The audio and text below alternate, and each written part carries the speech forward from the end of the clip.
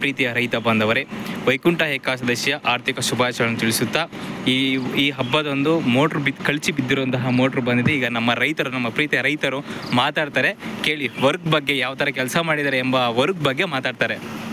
ನಾವು ಮೊದಲು ಜೀಪ್ ತರಿಸಿ ಕೀಳಕ್ಕೆ ಹೋಗಿದ್ವಿ. ಪಂಪಿಗೆ ಪೈಪು ಕಟ್ಟಾಗೋಗ್ಬಿಟ್ಟು ಕೆಳಕ್ಕೆ 120 ಅಡಿಯಲ್ಲಿ ಬಿದ್ದೋಗ್ಬಿಟ್ಟು ಕಚ್ಕಾಗ್ಬಿಡ್ತು. ಇನ್ನು ಮತ್ತೆ ಅವರು ಅದೇನೋ ಒಂದು ಕೊಕ್ಕಿ ಮಾಡಿ ಕೀಳಕ್ಕೆ ಹೋದ್ರು, ಕೊನೆಗೆ ಆಗಲಿಲ್ಲ. ಅದು ಕೊಕ್ಕಿ ಕಟ್ಟಾಗ್ಬಿಟ್ಟು ಅದು ಇದಾಗ್ಬಿಡ್ತು. ಮತ್ತು ತಿರ್ಗಾ ನಾವು ಲಾರಿಯವ್ರಿಗೆ ಇದು ಮಾಡಿದ್ವಿ.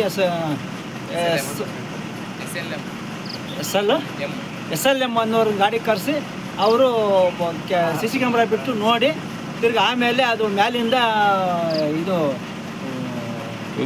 ಇದು ಮಾಡಿದ್ರು, ಏರ್ ಕೊಟ್ಟು ಇದು ಮಾಡಿದ್ರು. ಅವಾಗ ಅದು ಕೆಳಗೆ 720ಕ್ಕೆ ಬಿದ್ದೋಗ್ಬಿಡ್ತು. ಅವಾಗ ಅವರು ನಿಧಾನವಾಗಿ ಪೈಪುಳೆಲ್ಲ ಬಿಟ್ಟು ನಿಧಾನ ಹಚ್ಕಡೆ ತೆಗೆದು ನಮಗೆ ಮೇಲೆ ಕುಂಡಿಸಿದ್ದಾರೆ.